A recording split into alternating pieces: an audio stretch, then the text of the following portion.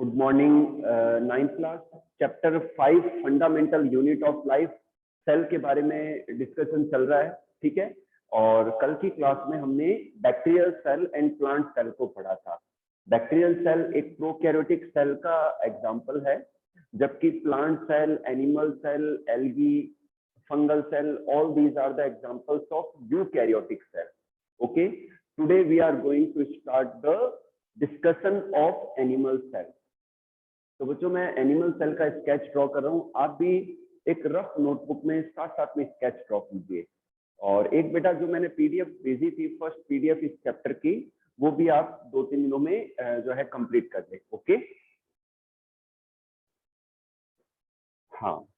Ninth class, एक और चीज, अगर आपको कुछ भी डाउट हो, कुछ भी क्वेरी हो, वो क्लास के लास्ट में मैं आपको 10 मिनट दूंगा, तो उसमें अपने डाउट्स पूछ सकते हैं, ठीक है। चलिए, तो नेक्स्ट अपन लेते हैं animal cell. Animal cell.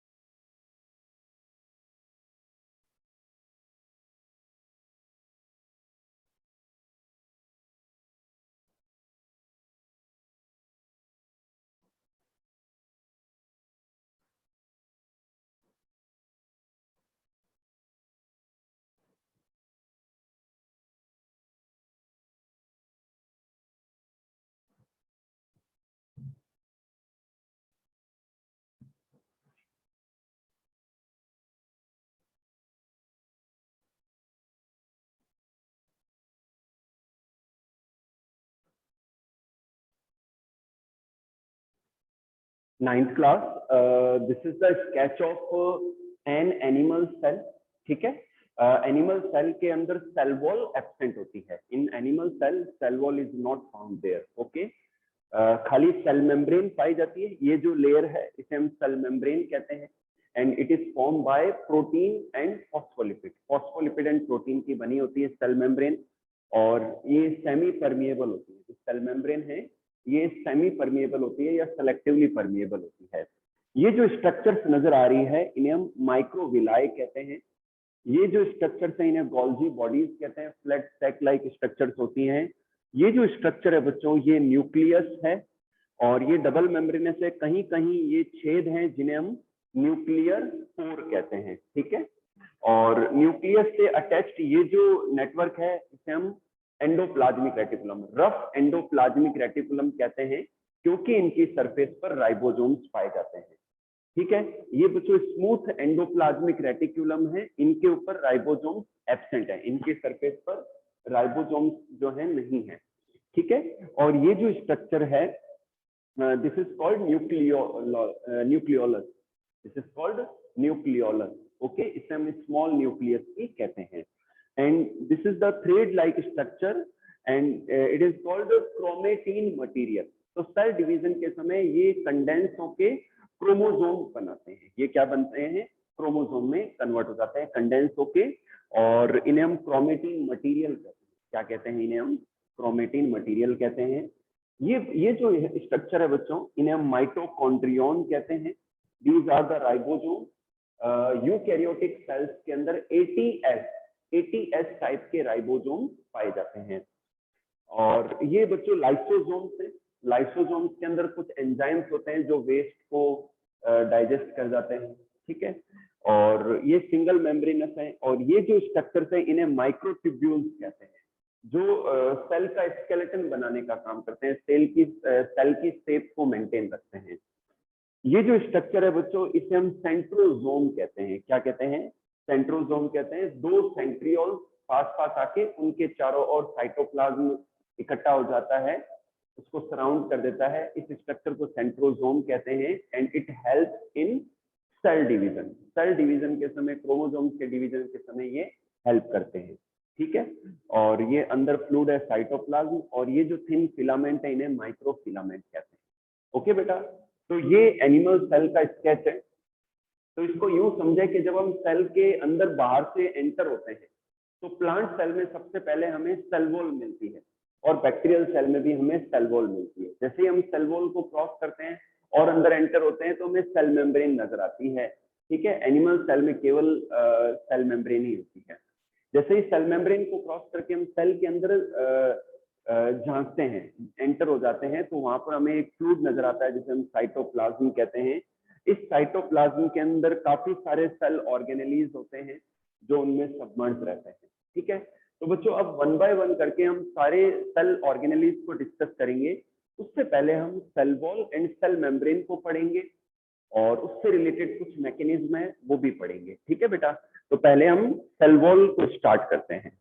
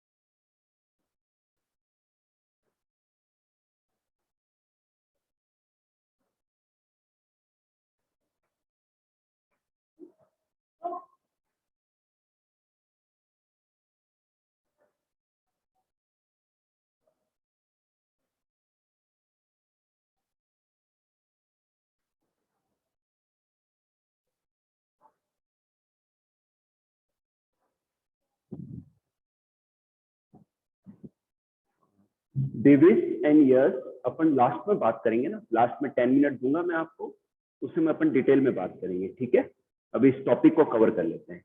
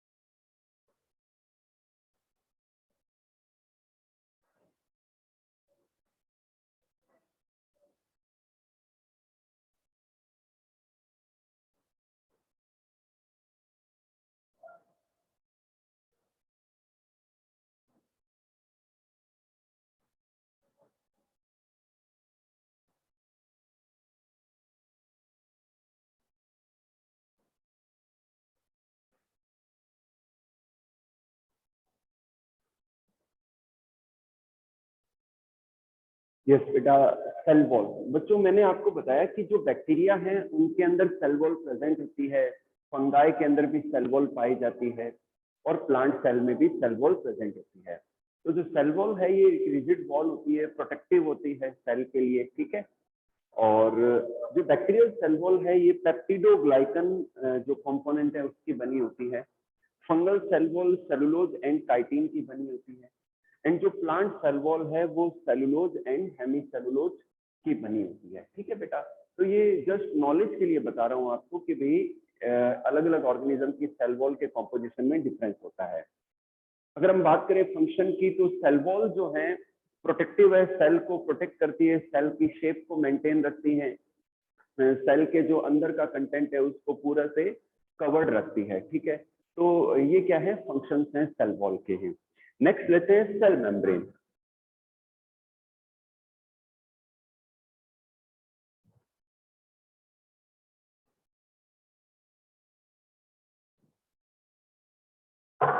Next is cell membrane.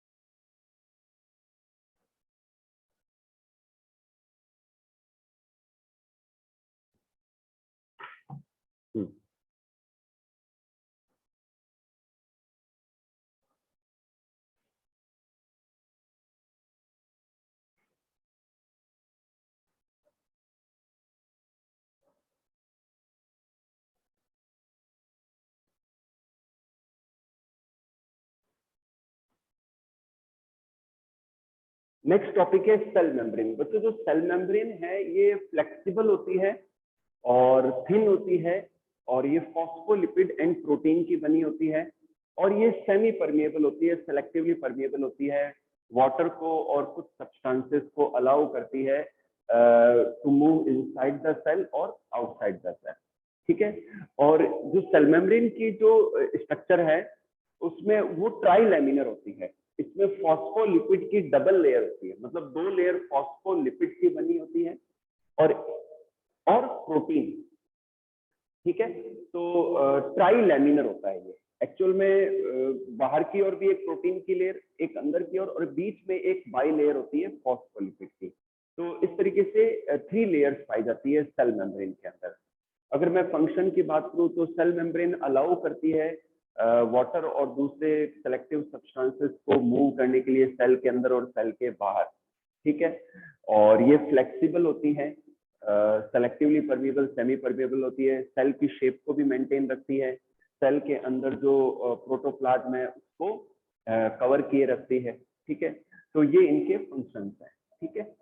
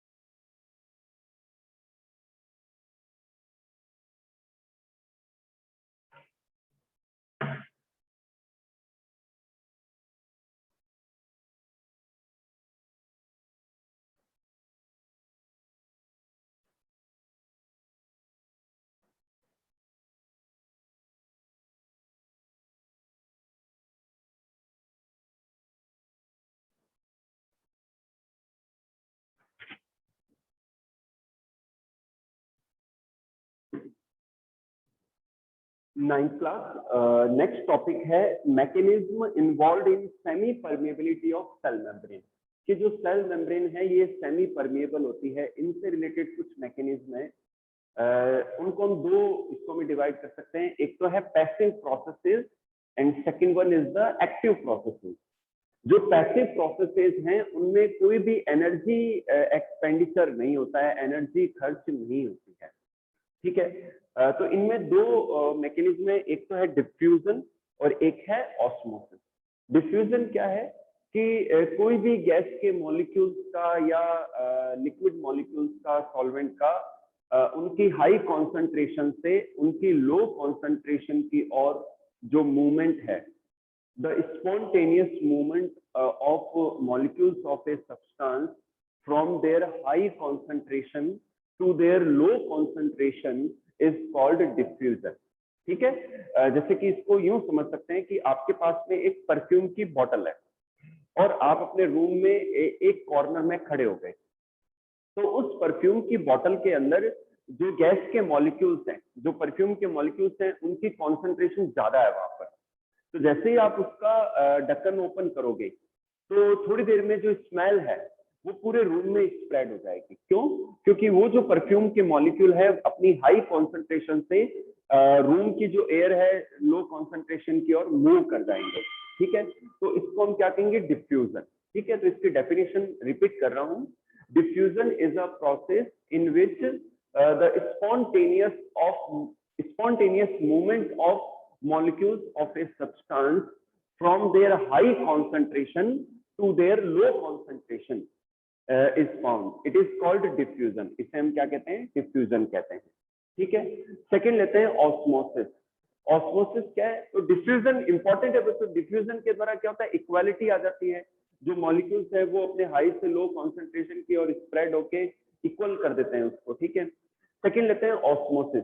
अगर इस प्रोसेस में हम अगर सेमी परमिएबल मेम्ब्रेन को ऐड कर दें, जैसे कि आप किसी किशमिश को या किसी सेल को अगर पानी में डाल रहे हो, तो यहाँ पर उस सेल की जो लेयर है वो सेमी परमिएबल हो जाती है। ठीक है ना, तो अगर सेमी परमिएबल मेम्ब्रेन को हम ऐड कर देते हैं या सेल मेम्ब्रेन को ऐड कर देते हैं, तो फिर इसी प्रोसेस को हम ऑस्मोसिस कहेंगे।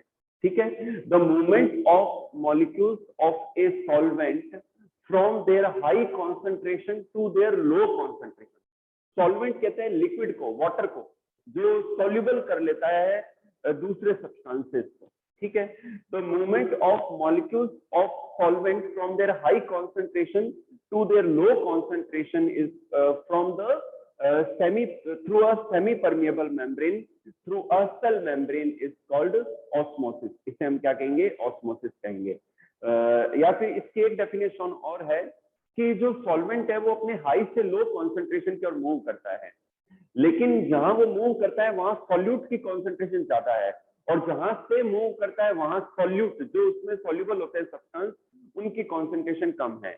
तो यूं भी कह सकते हैं कि the movement of molecules of solvent from their low solute concentration to their high to the high solute concentration through a cell membrane through a semi permeable membrane is called osmosis। इसे हम क्या कहेंगे, osmosis कहेंगे। For example, आपने night में एक कटोरे में पानी लिया और उसके अंदर आपने किशमिश डिप डाल दी, और रात भर में क्या हुआ, ऑस्मोसिस हुआ, और उससे क्या हुआ, सुबह तक जो किशमिश है वो स्वेल हो गई। क्यों? क्योंकि किशमिश की जो लेयर है उसको क्रॉस करके जो वाटर के मॉलिक्यूल है वो किशमिश के अंदर एंटर हो गए और वो स्वेल हो गए।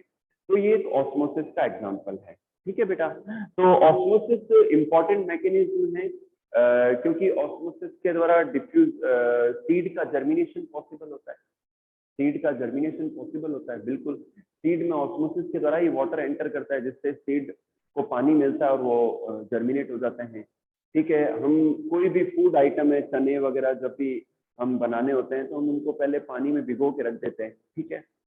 इसके अलावा जो स्टोमेटा है, प्लांट की लीव्स के ऊपर छोटे छोटे छेद पाए जाते हैं जिन्हें स्टोमेटा कहते हैं। तो स्टोमेटा का ओपन और क्लोज होना ये भी ऑस्मोसिस के कारण ही पॉसिबल है, क्योंकि जो गार्ड सेल्स होती हैं उनके ओपन होने पर स्टोमेटा ओपन हो जाते हैं।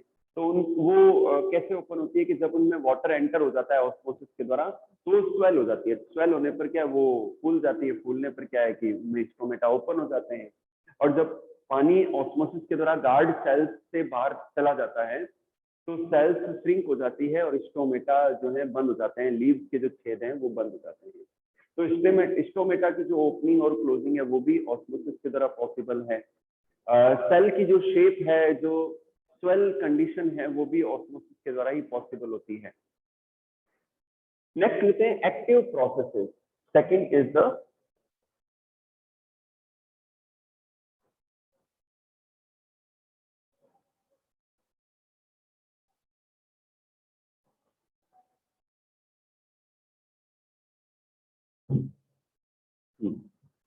बच्चों जो एक्टिव प्रोसेसेस हैं वो प्लांट की सेल्स में या सेल्स में देखने को मिलते हैं, और इनमें एनर्जी, एक्टिव जो एनर्जी है वो खर्च होती है। सेल्स के अंदर जो एनर्जी बनती है वो खर्च होती है इन प्रोसेसेस के अंदर। तो इसके अंदर बच्चों 3 स्टेप्स हैं जो हम कल की क्लास में पढ़ेंगे। आज मैं चाह रहा हूं कि आपके कोई डाउट या क्वेरी है तो एक बार हैंड रेज कर दो, तो अपन उसको डिस्कस कर लेते हैं।